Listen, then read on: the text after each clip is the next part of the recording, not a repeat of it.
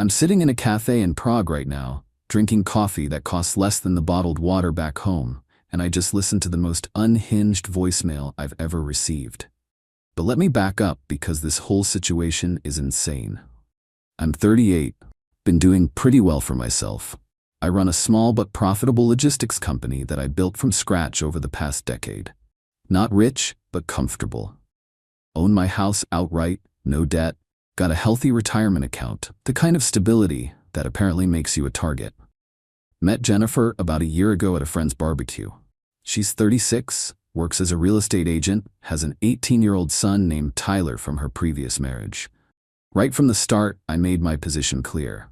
I'm not looking to be anyone's ATM. I've seen too many guys get used for their wallets, and that's not happening to me. Our first few dates, I paid. Normal stuff. But by date 4, I told her straight up that I believe in splitting things evenly once we're past the getting to know you phase. She seemed fine with it. Said she appreciated a man who treated her like an equal. Great. Here's the thing though. Jennifer had this way of presenting herself as independent and self-sufficient, but there were signs. Small stuff at first. She'd forget her wallet occasionally, her card would get declined, and she'd laugh it off. She'd suggest expensive restaurants, and then look surprised when the bill came. I'm not an idiot, I noticed, but I also shut it down every single time. When she forgot her wallet, I'd wait while she went home to get it. When her card declined, I'd suggest we split an appetizer instead until her bank sorted it out. When she picked pricey places, I'd counter with somewhere reasonable. She learned real quick that I wasn't the guy to play those games with. About 3 months in, she mentioned Tyler's college plans in passing. Said he'd gotten accepted to a state university for the fall semester. Good for him. His dad, Jennifer's ex-husband Derek, was supposed to handle college costs as part of their divorce agreement. That's what she told me anyway. I made it clear from that first conversation that Tyler's education was between her, Tyler, and Derek. Not my concern. She nodded, said of course completely understood. We kept dating. Things were actually pretty good when she wasn't trying to angle for money. She was fun, attractive, we had good chemistry. I met Tyler a handful of times. Decent kid, bit entitled, but what teenager isn't? I was polite but kept my distance. Not my son, not my responsibility to parent or fund. Around month 5, Jennifer started hinting about moving in together. I shut that down. Way too soon, and frankly I liked my space. She didn't push it, which I respected. Then month 6 rolled around and something shifted. She started having car trouble, needed repairs. I recommended a good mechanic. She asked if I could cover it and she'd pay me back. I said no. She got upset, said she thought we were building something serious. I reminded her that serious doesn't mean I'm her emergency fund. She paid for her own repairs. 2 weeks later, her water heater broke. Asked if I could help with the replacement cost. Again, no. Gave her the number for a financing company. She called me selfish. I told her she was welcome to see it that way. The thing is, I wasn't being cheap. I just wasn't going to set a precedent where her financial emergencies became my problem. I've watched good men get bled dry by women who saw them as solutions instead of partners. Every time I held firm, Jennifer would be upset for a day or two, then come back around. I figured she was learning where the boundaries were. Month 7, things were actually stable. No money requests, no hints, nothing. We were just dating like normal people. I started thinking maybe she'd actually accepted how things were going to be. That's when she brought up marriage. We were having dinner at her place. Tyler was out with friends. She asked me where I saw this relationship going. I told her the truth. I liked what we had, but I wasn't in a rush to change anything. She said she was falling in love with me, wanted to know if I felt the same. I did, actually. Somewhere along the way, despite all the money games, I'd developed real feelings for her. So I told her yes, I could see a future with her, maybe marriage down the road. She got emotional, happy tears, the whole thing. It felt genuine.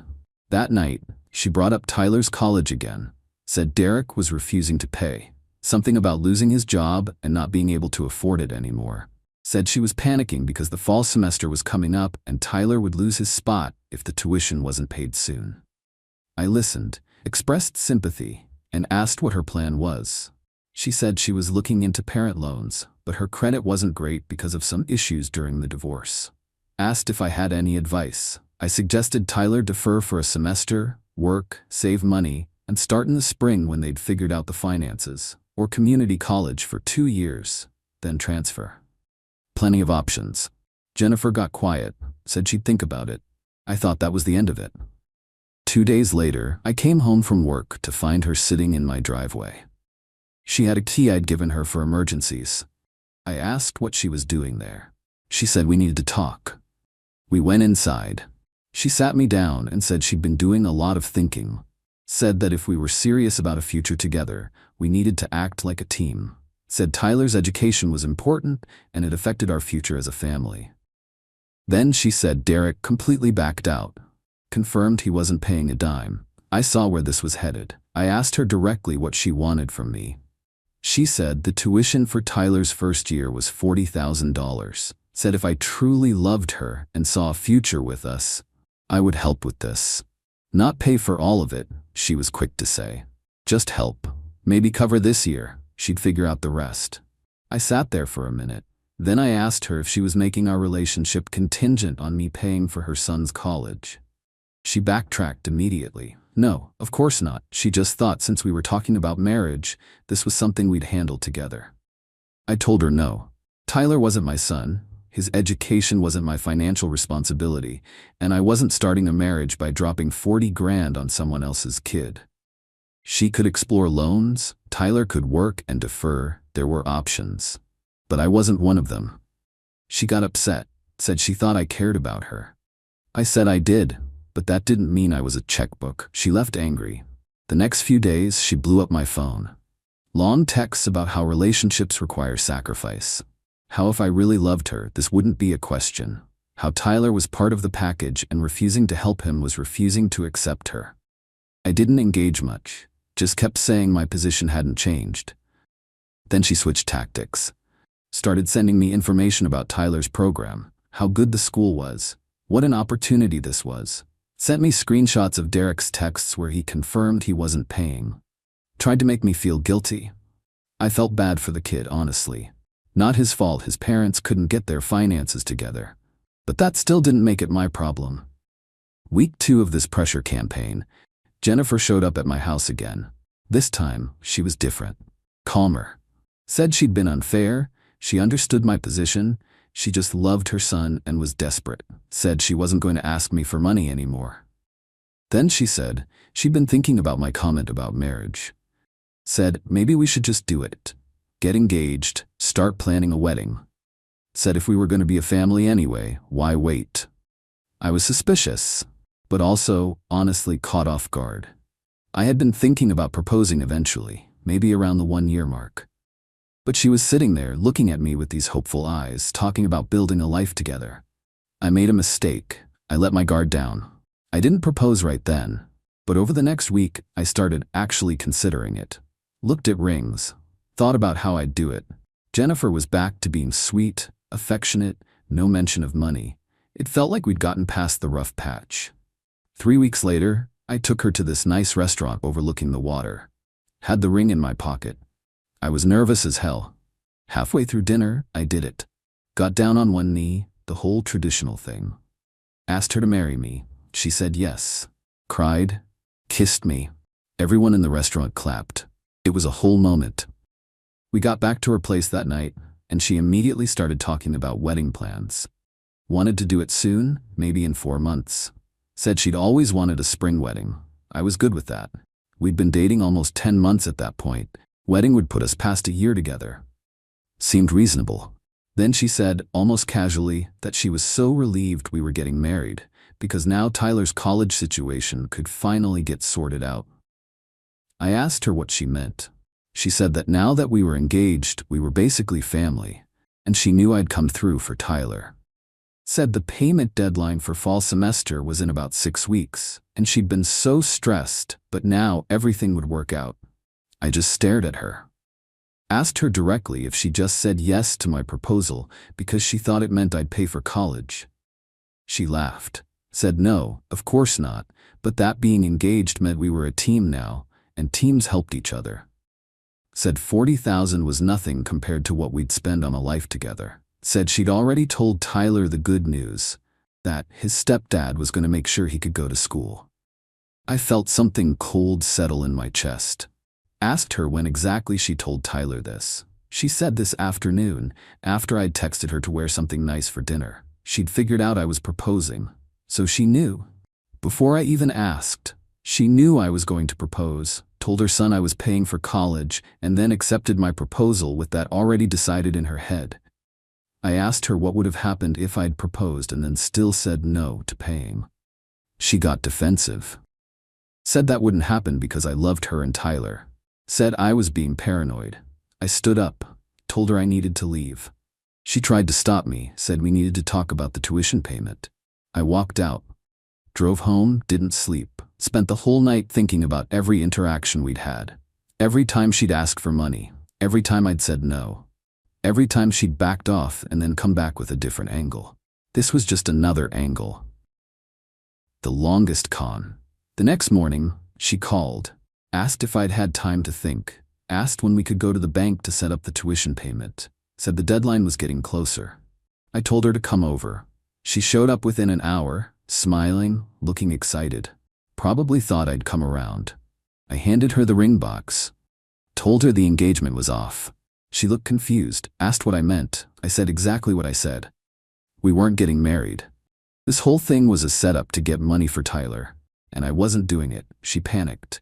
Started crying, saying I was wrong, she loved me, the timing was just coincidental. I asked her point blank if she would have accepted my proposal if I'd already definitively said I wasn't paying for college. She hesitated. That hesitation told me everything. She tried to recover. Said yes, of course she would have, but it was too late. I told her to leave. She refused. Said we needed to work this out. Said Tyler was counting on this. I told her Tyler was her problem, not mine. She called me heartless. I told her she had 10 minutes to get out of my house or I was calling the cops for trespassing. She left, screaming about what a horrible person I was. The next few days were nuclear. Text messages, voicemails, emails, all of them some variation of how I was ruining Tyler's future. How could I do this to them? I'd made a commitment. I blocked her number. Then her friends started contacting me. Mutual people from our friend group, calling me cruel, saying I led her on, saying I was punishing a kid for his mother's mistakes. I explained the situation to the ones I actually cared about. Most of them got it. A few didn't. I cut those ones loose. Jennifer showed up at my work. Security escorted her out. She sent Tyler to my house. I didn't answer the door. The kid stood there yelling about how his mom said I promised to pay, how he was going to lose his spot, how I was destroying his dreams. I felt bad for him, genuinely, but his mom had put him up to this, and I wasn't engaging. 2 weeks after I called off the engagement, Jennifer sent me a long email. Laid out every reason why I should reconsider. Apologized for how she'd handled things, said she should have been more direct. Promised if I helped with this one thing, she'd never ask for money again. Said we could even hold off on the wedding, just please help Tyler. I didn't respond. The next day, I did something I'd been thinking about since the breakup. I'd been planning to take time off work eventually, maybe around the holidays. Instead, I moved it up. Booked a 3-month trip through Europe. Flights, hostels, trains, the works. Used the money I'd been setting aside for wedding expenses. Came out to about $45,000 after I splurged on some nicer accommodations. I posted one picture on social media. Me at the airport with a backpack, caption that just said, taking some time for myself. See you in 3 months. Tagged my location as departing to London. My phone exploded. Jennifer somehow got through the block, left a dozen voicemails. Her friends messaged me. Tyler sent me a long rant. I turned my phone off, boarded the plane, and didn't turn it back on until I landed. That was 2 months ago. I've been bouncing around Europe since. London, Paris, Amsterdam, Berlin, Prague now. It's been incredible. I've met interesting people, seen amazing things, eaten great food, and not once thought about Jennifer's drama except when I checked my messages. Which brings me to today. I was sitting in this cafe, connected to Wi-Fi for the first time in a few days. Decided to check my voicemail. Had about 30 messages, most from Jennifer, a few from her friends, 2 from Tyler. The most recent one from Jennifer, left yesterday, was absolutely unhinged. She was sobbing, barely coherent. Said the college registrar had canceled Tyler's enrollment because the tuition didn't get paid by the deadline. Said he'd lost his spot. Said Derek was refusing to help. The loans didn't come through. She'd tried everything. Said this was all my fault. Said I'd ruined her son's life. Then she said if I'd just come back and help, she'd do anything. Anything I wanted. She'd sign a prenup, keep her finances separate. Whatever I needed. Just please help Tyler get back into school for the spring semester. I listened to the whole thing, then I deleted it, blocked her email too while I was at it. Here's the thing. I don't feel bad. Should I? Maybe some people would say I should, but I don't. Tyler losing his college spot sucks for him. But it's not because of me. It's because his mother tried to manipulate me into paying for it instead of figuring out actual solutions. It's because his father backed out of his responsibilities. It's because Jennifer spent the last year trying different tactics to get into my wallet instead of being a real partner. I gave her chances. Every time she asked for money, I said no clearly.